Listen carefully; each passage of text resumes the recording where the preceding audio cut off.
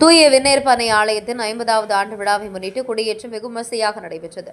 ஆவடி அடுத்த பருத்திப்பட்டு பகுதியில் உள்ள 50 ஆண்டுகள் பழமை வாய்ந்த தூய விண்ணேற்பனை ஆலயத்தின் 50வது ஆண்டு விழாவை முன்னிட்டு உயர்மறை மாவட்ட முதன்மை குரு அருட்தந்தை அந்தோணிசாமி தலைமையில் கொடியேற்ற நிகழ்வு நடைபெற்றது.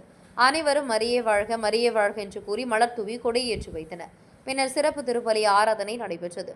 முக்கிய நிகழ்வான தேர் திருவிழா வருகிற 14ஆம் தேதி நடைபெறவுள்ளது. இந்நிகழ்வில் மறைமாவட்ட முதன்மை குரு அருட்தந்தை லாரன்ஸ் ராஜ் மற்றும் மறைவட்ட அருட்தந்தைகள், பொதுமக்கள் என ஏராளமானோர் இந்த சிறப்பு ஆராதனை நிகழ்ச்சியில் கலந்து கொண்டனர்.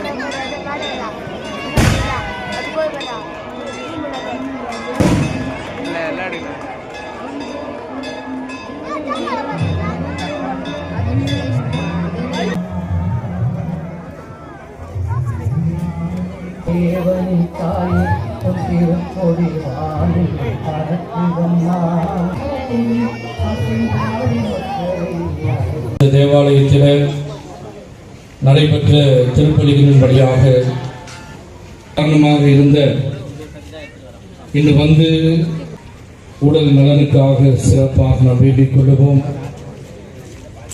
மேலும் மறை பங்கு பேரவைக்காகவும் அல்லது நிறைய பொருள் செலவு, பண செலவு அதில் பாராட்டினார். அருட்தந்தை வந்த பொழுதெல்லாம் ரொம்ப மகிழ்ச்சியாக நல்லா செஞ்சிருக்கீங்க என்று சொன்னார். ஆனால் அன்பானவர்களே, எப்படி நீங்கள் உண்மையிலே ஆன்மீக உணர்வோடு இந்த வழிபாடுகளிலே பங்கு பெறுகிறீர்கள் என்பதை உணர்த்துவதற்காகத்தான் போடுவோ என்னவே தெரியவில்லை. ஆண்டுகள் இருக்கட்டும், டிஎஃபாக இருக்கட்டும், அருட்தந்தைகளாக இருக்கட்டும், எவ்வளவோ சிரமங்களாக அவர்கள் ஜெபித்திருக்கிறார்கள். கொடியேற்ற விழாவிலே மிகவும் சிறப்பாக நீங்கள் பங்கு பெற்றிருக்கிறீர்கள்.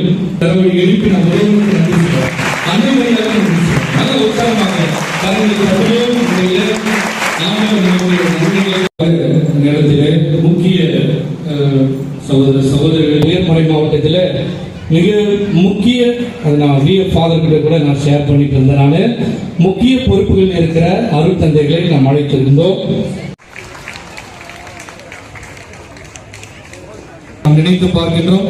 தொடர்ந்து அவருடைய உடல்நல ஆன்ம நலனுக்காக அவருடைய பணி சிறக்க வேண்டும். குருவான நம்முடைய பருத்திப்பட்டு பங்கில் என நிகழ்வுகள் நடந்தாலும் அதற்கு வந்து நமக்காக செபித்து நம்மை வழிநடத்திக் கொண்டிருக்கிறார்கள்.